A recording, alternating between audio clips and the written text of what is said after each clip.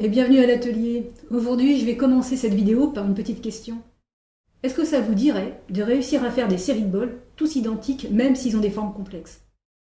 Moi, ça, je l'ai en ligne de mire depuis que j'ai commencé à faire du tour. Je veux réussir à faire des séries de bols, tous pareils, ça me fait rêver. Mais au début, ça m'a vraiment mise au défi.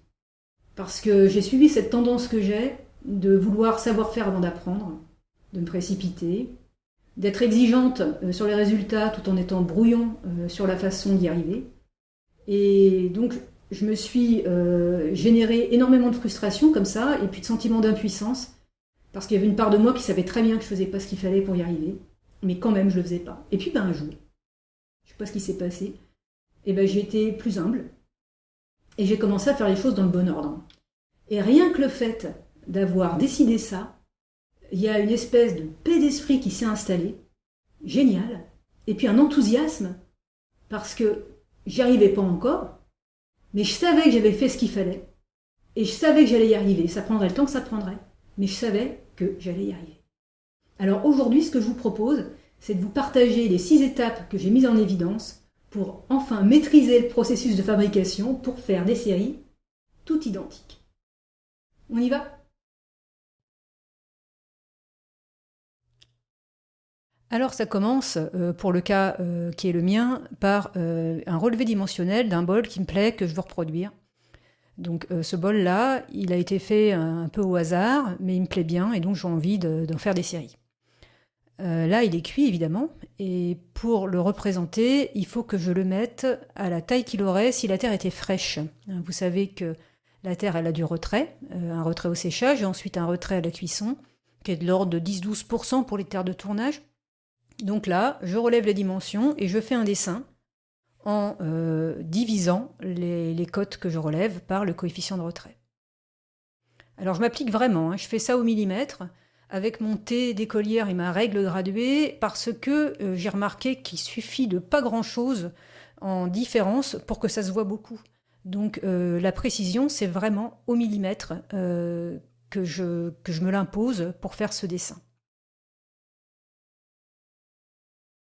Alors voilà l'allure qu'il a, ça ce sont les formes extérieures du bol, avec la courbe qui elle aussi est pas évidente à reproduire d'un bol à l'autre, et elle conditionne vraiment l'allure du bol.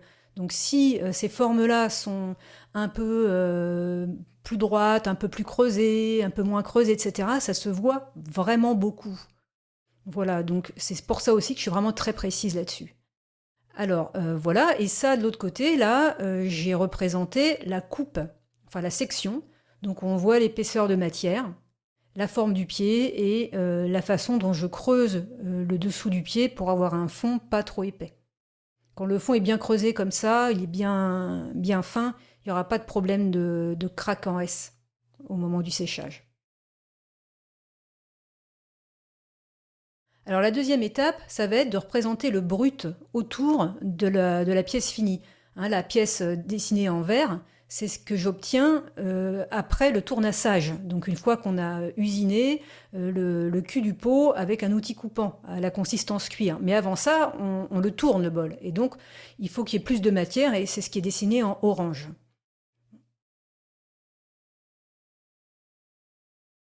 Et à partir de la forme de ce brut, eh bien, je dessine la forme d'un gabarit. Alors c'est une estèque, ça sera une pièce en plastique que je vais découper dans du PVC que j'ai des bouts de PVC au garage, donc je m'en sers pour faire ce genre de choses. Ça peut être n'importe quel bout de plastique pourvu que ce soit quand même suffisamment rigide. La rigidité d'une carte bancaire est à peine suffisante pour ça, à mon avis. Et puis de toute façon, là, c'est un peu trop grand pour les cartes bancaires, donc je sais pas, des plastiques, des couvercles de seau découpés, enfin ce que vous avez sous la main, de suffisamment rigide. Et donc j'ai vraiment appliqué avec soin le dessin sur mon bout de plastique pour que ce soit bien perpendiculaire au sol, pour éviter que les steaks se mettent de travers quand je serai en train de faire mon bord. Donc là je suis allée du côté atelier pour découper mon PVC et découper mon gabarit. Là aussi, je vais m'appliquer énormément pour que ce soit très précis. Donc là, c'est la scie à chantourner.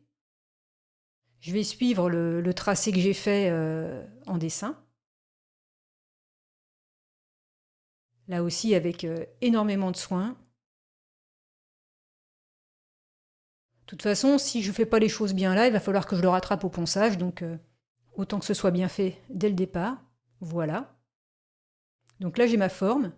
Alors j'ai dessiné les deux trous là pour faire joli, mais en fait ils sont pas vraiment dans la bonne position, donc je mets ma main telle qu'elle sera quand je serai sur le tour, pour que les deux trous qui servent à bien avoir en main l'outil, surtout quand on a de la barbotine plein les doigts et que ça glisse un peu, pour que mes doigts dans la position favorite où ils se mettent naturellement se placent bien sur les trous. Voilà, et maintenant je vais les usiner. Et je vais faire en sorte que ce soit bien chanfreiné, qu'il n'y ait pas d'arrêt de vive, que ce soit agréable à tenir, quoi. Parce que l'idée, c'est quand même de prendre du plaisir en faisant tout ça, donc faut que ce soit agréable sous les doigts, faut... Puis moi, je suis très sensible au travail bien fait, voilà. Donc là, je vais adoucir les arêtes. Alors là, c'est d'expérience, hein, les gabarits, s'il y a des arêtes trop vives, surtout quand c'est rigide comme ça, avec ce bout de PVC, ça croche dans la terre et ça emporte tout, ça ratatine le bol. Donc il faut vraiment que ce soit doux, bien arrondi, alors sans sacrifier la précision à l'arrondi, mais en faisant quelque chose de vraiment soft et de doux. Comme ça va bien accompagner la terre et ça va permettre de l'appuyer sans tout abîmer. Voilà donc mon gabarit qui épouse bien la forme du bol. Alors oui, ça c'était les formes extérieures, maintenant il y a les côtes intérieures. Hein, quand on fait du tournassage, on peut rectifier un peu l'extérieur, mais pas l'intérieur. Donc là, j'ai un rayon de 56 et une hauteur, une profondeur de 80 mm. Donc je vais fabriquer une croix, comme ça, c'est tout bête, hein, c'est des baguettes de restaurant chinois, ça. Donc avec un élastique, j'ai coupé à la bonne cote et j'ai fixé les deux à angle droit. Et là, il faudra que je fasse attention à l'épaisseur du fond, donc qui devra être de 10 mm pour respecter la forme du bol. Alors une petite astuce pratique, oui par rapport au bruit, d'ailleurs j'ai oublié d'en parler tout à l'heure, faut pas oublier de rajouter de l'épaisseur en dessous du pied, parce que ça je l'ai oublié un certain temps aussi, ce qui fait qu'ils étaient trop bas du cul mes peaux, bah oui forcément, donc il y a du brut en dessous du pied, faut pas l'oublier. Et là donc avec un compas, j'ai relevé la largeur de la base, pour pouvoir, quand je façonne le bol, monter mes bords à partir du bon diamètre à la base. Voilà, alors c'est parti pour le test. Là, j'ai récupéré, ça c'est de la terre récupérée, hein, que je recycle ad nauseam pour faire mes essais. Alors elle a petit peu perdu de cette terre, hein, à force d'être lavée, relavée, resséchée. Elle devient, elle se délite de plus en plus facilement, mais enfin bon, ça marche encore. Donc je continue de m'en servir. Et donc là, je suis en train de peser, je vais faire des boules. Elles font 685 grammes. Alors ce poids-là, il sort pas de n'importe où, hein. J'ai déjà essayé de faire ces bols. Comme je vous l'ai dit, j'en ai fait un certain nombre et donc je sais que 685 grammes, c'est la masse qui convient. Donc c'est toujours ça que je sais que j'ai pas à chercher, voilà. Donc voilà sur le tour. Donc là, bah, j'utilise des rondeaux. Donc une rondelle en bois, hein, qui est collée sur sur de la terre, hein, que j'ai aplatie. Donc voilà, là je centre avec soin ma terre.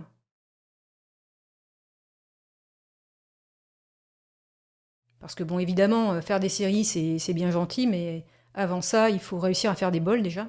Et donc c'est important de bien centrer la terre, que ça parte pas en patate. Et ça fait partie aussi de ce que je trouve agréable dans le tour, de prendre le temps que j'ai envie de prendre pour centrer. Je me précipite pas, j'ai pas besoin de faire 60 bols à l'heure, donc je prends mon temps. Là, je m'applique bien à centrer la base avec les doigts de la main droite. Et là, je vais faire le percement.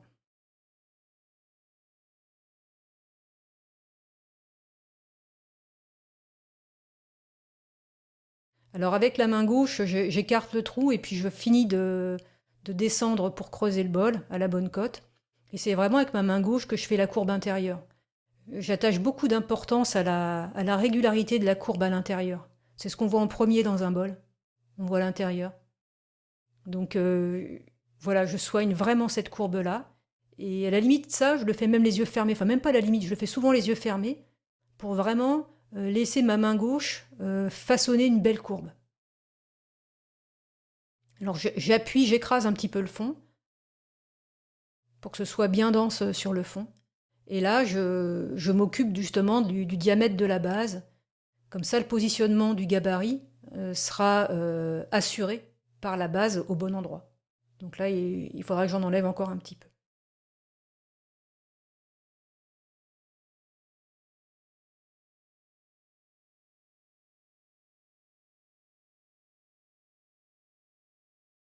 Voilà, donc là, entre mon majeur gauche et mon index droit, je prends la terre, je la pince, et hop, là, je génère une épaisseur qui est bien régulière, que je sens bien entre mes doigts. Il n'y a pas d'endroit où c'est plus fin, quoi. L'épaisseur, elle diminue lentement, régulièrement, de la base jusqu'en haut du bol.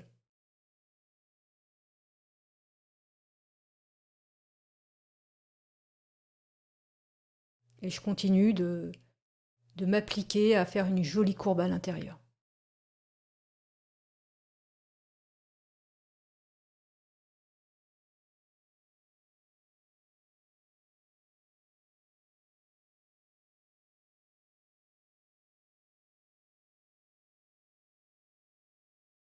Alors là, je le resserre un petit peu.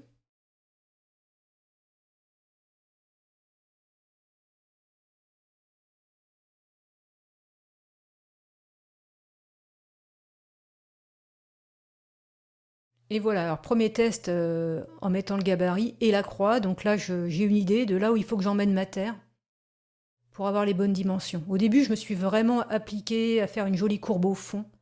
Et les dimensions extérieures c'était l'étape suivante, quoi.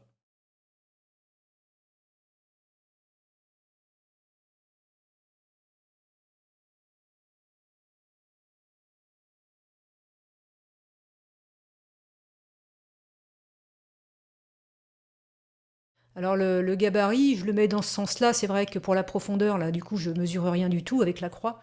Mais bon, j'ai dû déjà le faire. Je sais pas si j'ai déjà fait ou si je vais le faire, mais bon, voilà. C'est pour la profondeur, c'est vrai que le gabarit me donne aussi une indication de si je suis à la bonne hauteur avec la paroi.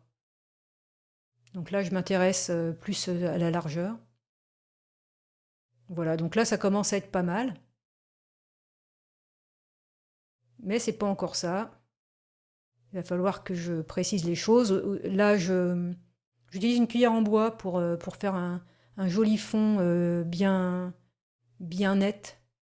Voilà, donc là, je mets la croix verticalement. Je vérifie que j'ai bien la profondeur, que j'ai bien la largeur. Et je vais pouvoir, cette fois, être vraiment au niveau de la finition pour suivre le gabarit. Alors, il ne faut pas que la courbe, avant d'appuyer sur le gabarit, soit trop éloignée. Sinon, ça part en vrille, hein.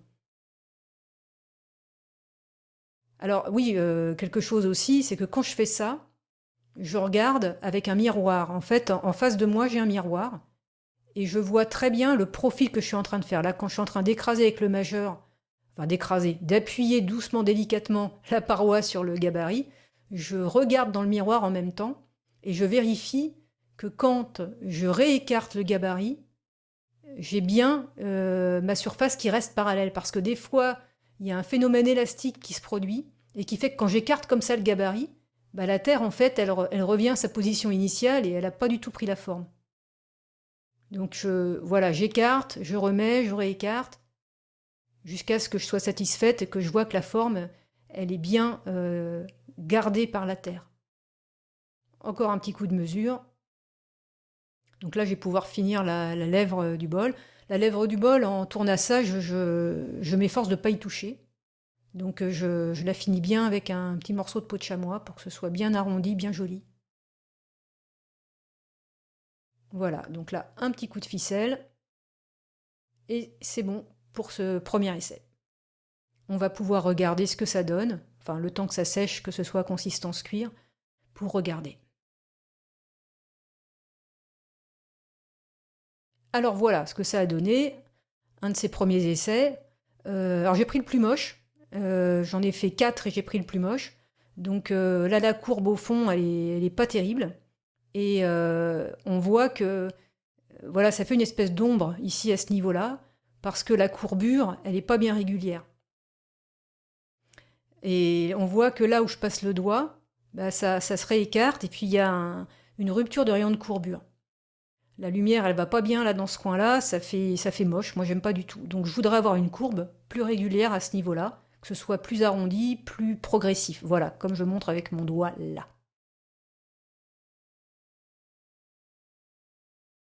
Et ça, en fait, si j'ai ça, c'est à cause de ce gabarit, parce qu'il a fallu que je pousse la terre vers l'extérieur pour suivre le brut que j'ai dessiné. J'ai dessiné un brut là, que je montre avec mon crayon, qui englobe la pointe, et j'ai rajouté de la matière à l'extérieur pour me donner de la marge. Et en fait, bah, c'est pas une bonne idée, parce que j'ai dû pousser la matière pour suivre cette courbe-là, et en poussant la matière pour suivre cette courbe, j'ai fait cette espèce de contre-dépouille que je trouve inélégante. Donc, je vais modifier mon gabarit. Comme ça, je vais tendre la courbe pour que ce soit plus progressif, quitte à ce que ça touche l'arête finie du bol. Alors, il faut bien sûr quand même que ça continue de contenir le bol fini, hein. Et quand ça va être comme ça, bah là, à l'intérieur, j'aurai beaucoup plus de facilité à faire une courbe bien régulière. Donc, je vais rectifier mon gabarit. Je vais refaire un nouveau gabarit. Ça, c'est l'ancien gabarit. Et voilà le nouveau gabarit avec une courbe rouge qui est plus tendue et qui vient toucher au point bleu, là, qui vient toucher l'arête extérieure. Donc, j'aurai aucune marge pour le tournassage. Il va falloir que je sois très précise, très appliquée pour que ça fonctionne. Mais c'est bon, je suis prête, hein. Voilà, et donc avec ça, là, cette courbe à l'intérieur, bah, je devrais réussir à la suivre beaucoup mieux que ce que j'ai pu faire dans mes premiers essais. Alors, il y a l'histoire de l'épaisseur de paroi. En fait, quand on façonne depuis la base, eh bien, l'épaisseur, elle diminue progressivement du bas jusqu'en haut. Et donc, j'ai changé aussi à la base du gabarit, je l'ai écarté pour avoir vraiment de bas en haut une continuité d'évolution de l'épaisseur de ma paroi. Et ce sera, je crois, beaucoup plus facile à faire. Donc avec ce nouveau gabarit, je vais pouvoir faire les nouveaux essais. Et voilà, la première série de bols tournée avec ce gabarit numéro 2. Eh bien écoutez, je suis plutôt contente du résultat. Il y a encore des petites irrégularités de façonnage. Mais bon, Valérie, ça progresse. Dans quelques centaines d'heures d'entraînement, ça va vraiment être acceptable. Maintenant, avec cette série de bols-là, il me reste à faire le tournassage. Donc là aussi, je vais mettre toutes les chances de mon côté et pour avoir un résultat à la hauteur de mes exigences, je vais faire un process de fabrication très précis que je vais tâcher de suivre aussi rigoureusement que possible. Et puis je vous donnerai des nouvelles. Voilà, c'est terminé pour cette vidéo. J'espère qu'on va se revoir bientôt et n'oubliez pas de passer à l'action. Allez, salut!